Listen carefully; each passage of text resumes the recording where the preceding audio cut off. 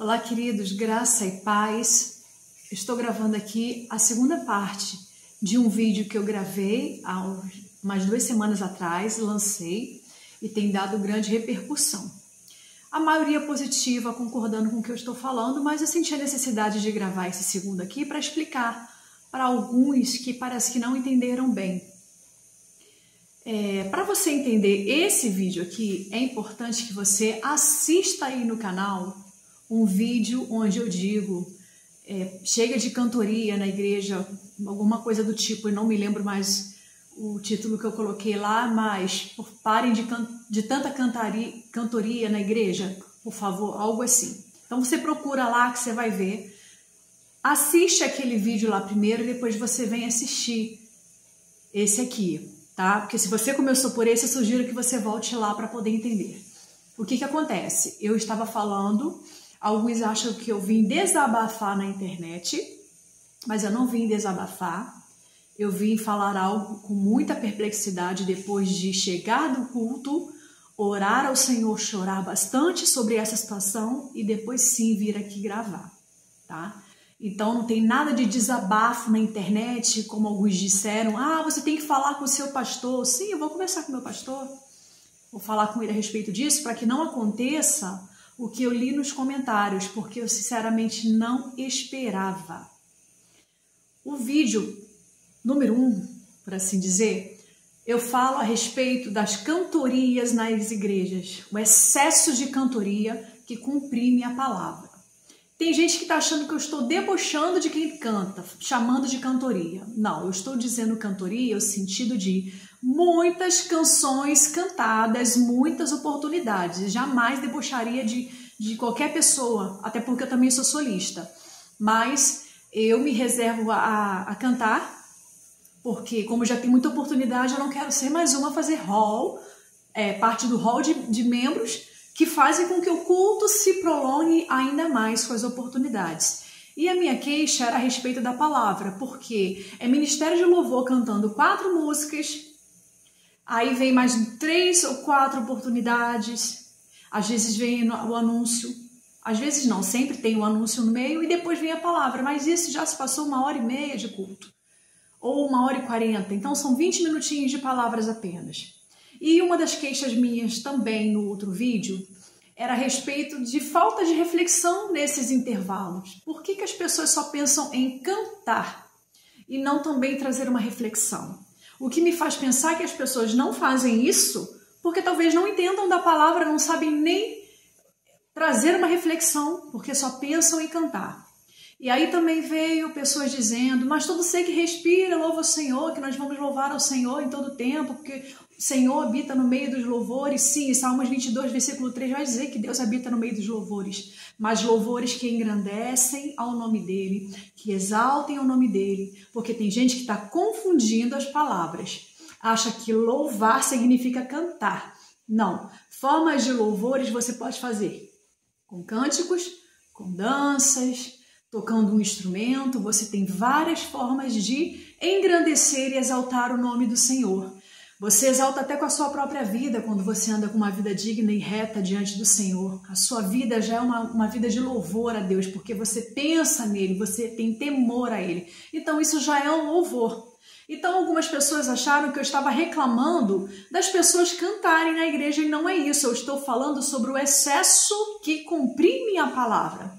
Irmãos, a fé vem pelo ouvir e ouvir a palavra de Deus. Em algumas versões vem dizer que a fé vem pelo ouvir a pregação e a pregação da palavra de Deus. Não são canções que vai falar aos corações. Se as canções exaltam somente a Deus, provavelmente tem letras bíblicas e aí sim pode edificar a vida das pessoas. Mas o que nós temos ouvido hoje em dia? Músicas motivacionais, músicas falando sempre do que Deus vai fazer na vida do homem, de como Deus vai tratar aquela situação e tal, e é um monte de crente chorando, um monte de crente dodói. Irmãos, eu não escuto louvores atuais há muitos anos. Eu tenho 46 anos, eu sou cristã de berço. Eu vi o quantas coisas mudaram ao longo dos anos. E eu gosto de ouvir louvores mesmo, louvores de 40 anos atrás, de 30 anos atrás. Eu não consigo ouvir essa nova geração que só cantam músicas que engrandecem o homem. Entenda uma coisa, irmãos, não estou dizendo que é proibido você cantar uma canção para falar ao coração de alguém, porque eu já fiz muito isso também, mas eu orava a Deus e falava: Senhor, o que o Senhor quer ouvir de mim? Uma canção que engrandeça o teu nome ou uma canção que fale ao coração da igreja? E assim o Espírito tratava comigo e eu fazia. Mas a grande maioria das músicas que eu canto é mais voltada para Ele, que engrandecem o nome dEle. Hoje em dia, outra coisa que tenho percebido é que parece que está faltando inspiração do Espírito Santo de Deus para muitos compositores, porque está surgindo muita gente cantando músicas que já existiam, músicas antigas, trazendo músicas lá de trás e fazendo uma nova roupagem, uma nova masterização e cantando hoje em dia. Aí eu penso, só música antiga, não que fossem ruins, mas parece que está faltando inspiração de canções que exaltem o nome de Deus. É porque é marketing, irmãos, eu sei. É porque o mercado fonográfico precisa vender, eu sei. E o que é que vende? Músicas que fazem crente chorar. Se não fizer o crente chorar, a música não vende. Entende? Existe uma canção, entendam bem. Eu não conhecia o rapaz, só vim conhecer depois da morte dele. Já tinha ouvido a música dele pelo Instagram, tá? Mas é uma canção que todo mundo conhece e muita gente já chorou com ela, creio eu. Que diz assim: vai ser tão lindo quando Deus fizer o que te prometeu, vai ser tão lindo. É mais ou menos isso, porque nem a letra do rapaz eu conheço. É errada? Não, de maneira nenhuma. Só que é uma música que fala para o homem. E se você pegar muitos cantores hoje e pegar o repertório dele, que hoje em dia é EP, né, no YouTube, não é nem mais CD, você vai ver que a galeria daquelas pessoas é sempre música pro homem, pro homem, pro homem, pro homem. Eu vou deixar na descrição algumas cantoras que cantam músicas, que eu também já cantei, que falam, que engrandecem o nome dele, para que vocês entendam bem o que eu estou falando. Eu não estou dizendo que está proibido cantar, eu só estou dizendo que a coisa precisa ser organizada. Tudo no seu devido tempo. Agora, 4 músicas de ministério, mais 3 oportunidades, irmãos, sem necessidade. O ministério pode cantar 3 e na terceira já canta para o ofertório. Não, além das vezes eles cantarem 4, ainda cantam a 5ª para o momento do ofertório, fora as oportunidades. Então, a palavra fica pequena demais. Ou os pastores estão também ficando sem conteúdo, que não conseguem pregar mais 1 hora, 40 minutos, então eles vão deixando a coisa acontecer, que 20 minutos ele reduz ali e está tudo certo. Será que está faltando também alguma coisa da parte dos pastores?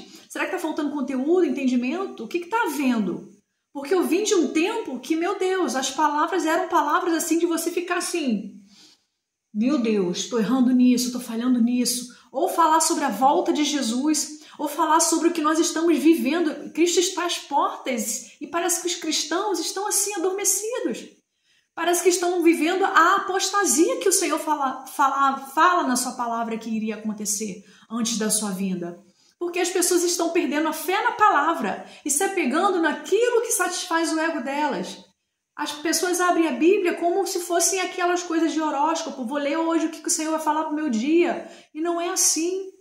Tem muito crente vazio, muito crente que não entende. E aí vem aqui nos comentários, não aqui nesse vídeo, mas no outro, e dizer, mas tem que louvar o Senhor todo o tempo, porque lá no céu o louvor vai continuar. Os anjos dizem, santo, santo, santo é o Senhor dos exércitos. Eles estão elogiando o nome do Senhor e é esse louvor que nós vamos continuar lá. Não são musiquinhas motivacionais, são totalmente diferentes. E eu lamento que alguns comentários, quando vêm para mim, eu percebo que são comentários de pessoas que nunca leram a Bíblia toda. Irmãos, eu perdi a conta de quantas vezes eu já li a Bíblia. Tá? Eu sou ex-seminarista. Eu sou professora de escola dominical e eu vou falar um negócio para os irmãos.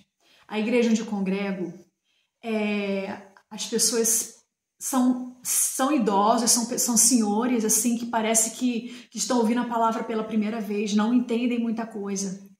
Teve um tempo em que veio um pregador de fora e ele dava aula de escola dominical porque o pastor não encontrava ninguém capacitado para ensinar.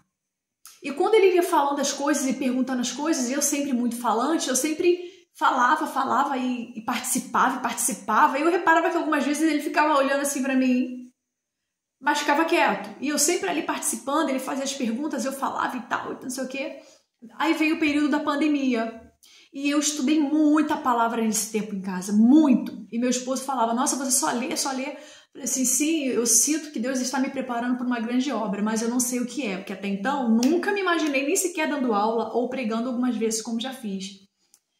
E aí esse irmão me liga e fala a respeito de como ele percebia, como eu agia na escola dominical, e ele falou que eu seria uma excelente professora de escola dominical, que eu deveria pensar nisso para poder colaborar com a igreja. E assim eu fiz. Aí nós precisamos dar um tempo nessa igreja, porque houve uma confusão muito grande com o pastor. Ele acabou entregando o cargo e outro assumiu. E esse que assumiu, uma pessoa muito humilde, muito simples, e eu vou conversar com ele a respeito do que está lá nos comentários do outro vídeo, porque é assustador. Eu, quando fiz o vídeo, eu não imaginava a repercussão e não imaginava o tanto de pessoas que diriam para mim que estão deixando de congregar por causa dessa cantoria excessiva e do som alto que está acontecendo.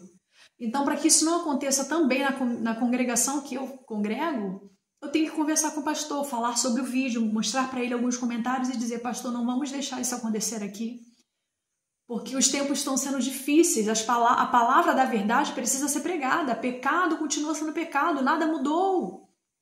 Jesus está às portas, estreita o caminho que leva para a salvação. Os irmãos precisam estar ligados nisso. Já pensou se aqui no Brasil acontecesse igual acontece lá fora? Sobre aqueles que são mortos pela fé em Cristo? Será que os cristãos brasileiros estão preparados para uma situação como essa? Se acontecer aqui a perseguição da maneira que acontece lá fora, porque aqui a perseguição é virtual, mas se acontecesse como lá fora, os irmãos seriam corajosos o suficiente para entregar a sua vida por Jesus? Será? A igreja não está sendo preparada para o que está por vir. E é muito sério o que está acontecendo. Temos que olhar como o Senhor fala. Que quando a gente vê as estações mudando, que as árvores estão mudando seus frutos e tudo mais, está próximo o verão. Então a gente tem que estar prestando atenção, porque nós estamos cada vez mais próximos da redenção. Então, irmãos, fiquemos atentos. Em momento nenhum eu estou dizendo que não se deve cantar na igreja, mas prestar atenção no que vai cantar, sobre o que vai cantar, e não esquecer que a glória é dele, é sempre por ele, porque dele, por ele e para ele são todas as coisas. Romanos 11, 36. Guarde essa palavra no seu coração. E um momento aqui eu falei a respeito da perseguição. Aqui é verbal, mas quando eu leio no Instagram, irmãos, quando eu vejo um trechinho, né, um reels no Instagram falando qualquer coisa, um cristão falando, trazendo uma palavra, irmãos, quando eu vou ler os comentários, eu percebo que as pessoas, muitas delas, nos odeiam. Se elas pudessem nos matar, elas nos matariam. E é chocante ver o que dizem a nosso respeito. Quando eu era criança, mesmo sendo cristã, eu lembro que algumas vezes que minha mãe não levava a gente para a igreja, ela não ia, a gente não ia também. Quando passava alguns irmãos indo, a gente ficava quietinho, assim, com respeito. Os irmãos passando na rua, a gente sentado na calçada de costa para eles e tudo mais. A gente tinha uma vergonha por a gente não estar indo para a igreja. Hoje nós somos motivo de piada, de chacota. Precisamos vigiar, porque existe muito joio no meio do trigo. E quem você tem sido nesse meio? Faça uma autoanálise e perceba se você é o trigo ou o joio e não está percebendo que é joio. E eu digo isso por causa dos pouquíssimos comentários que as pessoas vêm me dizer. Teve uns que eu tive que remover, porque assim, não me afeta, não me deixa sem dormir. E teve um até que eu falei assim, se você me persegue dessa maneira como você está me perseguindo, porque foi falando várias coisas e várias vezes, não foi tudo num só texto, eu falei, se você está me perseguindo, eu fico feliz, porque eu sou agraciada por estar sendo perseguida, por estar falando a verdade. Eu não estou falando brincadeira, nenhuma mentira, não. E se você não aceita essa palavra, eu sinto muito. E para você, meu querido irmão e irmã, que tem deixado de congregar por causa da palavra, por causa do excesso de música, o que eu posso dizer? Paulo diz que não é bom que deixemos de congregar como alguns fazem. Isso não é uma ordem, eu não vejo isso como uma ordem, eu vejo isso como uma orientação. Mas eu nem sei o que dizer muito a respeito de tipo, volte. Quem tem que tratar com você é o Espírito Santo de Deus, porque você é a igreja onde você estiver, porque se destruírem todos os templos, você vai deixar de ser cristão? Não, você vai continuar sendo, porque você é o templo do Espírito Santo. Então, templo construído por mãos.